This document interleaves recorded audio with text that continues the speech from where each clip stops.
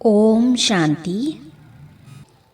आज के समय में हर व्यक्ति अपने जीवन को हर दृष्टिकोण से सुखद और निश्चिंत बनाना चाहता है।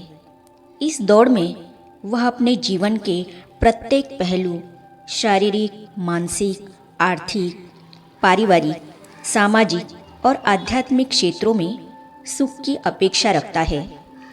हर इंसान यह भलीभांति जानता है कि यह जीवन आनंद और सुख प्राप्त करने के लिए मिला है, लेकिन सबसे रोचक प्रश्न यह है कि आखिर यह सुख चाहिए किसे? यदि मुझे सुख चाहिए तो यह मुझे कहने वाला कौन है? मैं वास्तव में कौन हूँ? मेरा अस्तित्व क्या है? यदि मुझे सुख चाहिए तो मुझे अपने सत्य स्वरूप को पहचानना होगा और निरंतर उसी स्थिति में स्थित रहना होगा। जब मैं अपने सत्य स्वरूप को पहचानूंगा तो वही सब कुछ मुझे प्राप्त होगा जिसकी मैं आकांक्षा करता हूँ। दरअसल वास्तविक सुख तो पहले से ही मेरे पास है, मैं स्वयं अपने पास नहीं हूँ। आज दुनिया में अधिकांश लोग अपने आप को केवल 5 तत्वों से बना हुआ शरीर ही मानते हैं, जबकि वास्तविकता यह है कि हम इस शरीर को चलाने वाली अति सूक्ष्म पॉइंट ऑफ लाइट आत्मा हूँ। आत्मा इस शरीर में ब्रेन के मध्य में हाइपोथैलेमस और पिट्यूटरी ग्रंथि के बीच स्थित रहकर सूक्ष्म शरीर और 7 चक्रों के माध्यम से इस शरीर को संचालित करती है और प्रत्येक अनुभव ग्रहण करती है। दुनिया में 2 प्रकार की चेतना अर्थात कॉन्शसनेस होती है, बॉडी कॉन्शसनेस और सोल कॉन्शसनेस। यह सिद्धांत विश्व में व्यापक रूप से मान्य है कि जिस चेतना में आप स्थित होते हैं उसी के अनुसार पूरा विश्व आपसे प्रभावित होता है और आपके जीवन पर उसका प्रभाव पड़ता है। यदि आप बॉडी कॉन्शसनेस में हैं तो आप स्वयं को प्रकृति के रूप में देखते हैं और इस कारण प्रकृति से जुड़े सभी दुखों को अनुभव करते हैं। इसके विपरीत यदि आप सोल कॉन्शसनेस में स्थित होते हैं, यानी स्वयं को चैतन्य आत्मा के रूप में पहचानते हैं, तो आपके जीवन में सदा के लिए परम सुख की अनुभूति होती है। आज की इस चर्चा में हम यह समझने का प्रयास करेंगे कि आत्मा और शरीर का आपसी संबंध क्या है, आत्मा का स्वरूप कैसा है, शरीर में आत्मा का निवास कहाँ होता है, आत्मा कहाँ से आती है और कहाँ जाती है, तथा क्या आत्मा को मोक्ष प्राप्त हो सकता है। आत्मा का स्वरूप और निवास स्थान। आत्मा एक चैतन्य शक्ति है, जबकि शरीर केवल एक साधन है। आत्मा और शरीर के संबंध को मैं और मेरा के रूप में समझा जा सकता है। जैसे हम कहते हैं मेरा शरीर, लेकिन मैं शरीर हूँ नहीं कहते। इस प्रकार हम मेरा हाथ कहते हैं पर मैं हाथ हूँ नहीं कहते। इससे स्पष्ट होता है कि मैं कहने वाला तत्व शरीर नहीं बल्कि आत्मा है, जो इस शरीर का स्वामी है।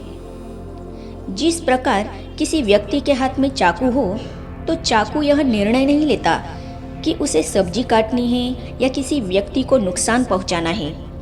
ठीक उसी प्रकार चाकू को पकड़ने वाला हाथ भी स्वयं निर्णय नहीं करता। निर्णय लेने की शक्ति केवल आत्मा के पास होती है।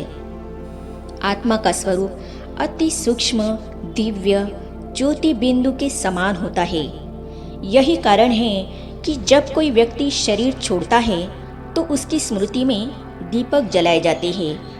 यह उस चैतन्य ज्योति की स्मृति का प्रतीक है। आत्मा के शरीर में निवास को लेकर विभिन्न मान्यताएं हैं। कुछ लोग मानते हैं कि आत्मा हृदय में निवास करती है, लेकिन जब हृदय प्रत्यारोपण किया जाता है तो यह प्रश्न उठता है कि उस समय आत्मा कहाँ होती है। कुछ लोग यह भी मानते हैं कि आत्मा पूरे शरीर में भ्रमण करती है, परंतु यदि एक ही व्यक्ति एक समय में देख भी रहा हो, सुन भी रहा हो, बोल भी रहा हो और चल भी रहा हो तो आत्मा का एक निश्चित स्थान अवश्य होना चाहिए।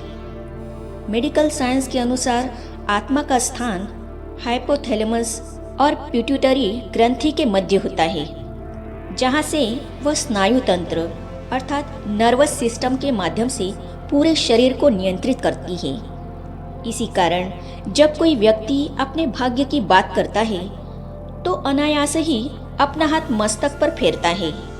भारतीय परंपरा में भी इसी कारण भ्रुकुटी के मध्य में चंदन का तिलक लगाया जाता है, जो आत्मा के सूक्ष्म स्वरूप और शांति के प्रतीक का प्रतीक है। आत्मा कहाँ से आती है और कहाँ जाती है? ऐसा कहा जाता है कि जहाँ से हम आए हैं वही जाना है, लेकिन वह स्थान कौन सा है?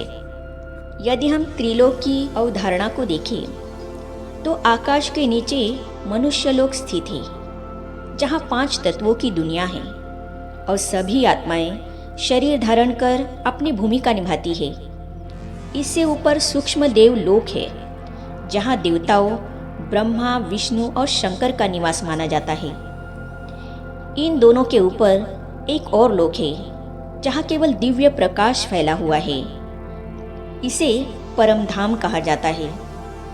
श्रीमद् भगवद गीता में इसे परम धाम कहा गया है और इसे ही मोक्ष का धाम या मुक्ति का धाम भी कहा जाता है। परम धाम को हम आत्माओं का घर कह सकते हैं, क्योंकि जब कोई मनुष्य संसार के दुखों से थक जाता है तो वो कहता है अब मोक्ष मिल जाए तो अच्छा है। मोक्ष चाहने वाले 3 प्रकार के होते हैं। पहले, जो जाना ही नहीं चाहते और संसार को ही सबसे अच्छा मानते हैं। दूसरे, वो जो अल्पकाल के लिए मोक्ष चाहते हैं, यानी थोड़े समय के लिए मुक्त होकर वापस संसार में आना चाहते हैं। और तीसरे, जो सदा के लिए मोक्ष चाहते हैं, क्योंकि वे संसार में दोबारा जन्म नहीं लेना चाहते। परंतु आत्मा केवल मोक्ष में रहकर निष्क्रिय नहीं हो सकती। इसीलिए परमात्मा ने यह संसार बनाया ताकि आत्माएं अपनी योग्यताओं और क्षमताओं का उपयोग कर सके। आज हमने आत्मा के बारे में 5 महत्वपूर्ण बातें जानी। पहली, आत्मा का नाम। इसे आत्मा, रूह, सोल, शक्ति या एनर्जी कहा जा सकता है। दूसरा, आत्मा का स्वरूप। ये शक्ति सूक्ष्म दिव्य ज्योति बिंदु स्वरूप है। आत्मा की योग्यता अर्थात गुण, ज्ञान, पवित्रता, प्रेम, शांति, सुख, आनंद और शक्ति। चौथा, आत्मा का स्थायी पता। शरीर में भ्रुकुटी के मध्य तथा परम धाम। 5वां, आत्मा का उद्देश्य क्या है? 7 गुणों से स्वयं को संपन्न बनाकर जीवन जीना। यही मानव जीवन का परम लक्ष्य है। तो आपको यह प्रस्तुति कैसी लगी? अपने विचार कमेंट में अवश्य लिखिए और यदि आप हमारे चैनल पर नए हैं तो कृपया सब्सक्राइब करें और हमसे जुड़े रहिए। यहाँ तक इसे सुनने के लिए आपका बहुत बहुत धन्यवाद। ओम शांति।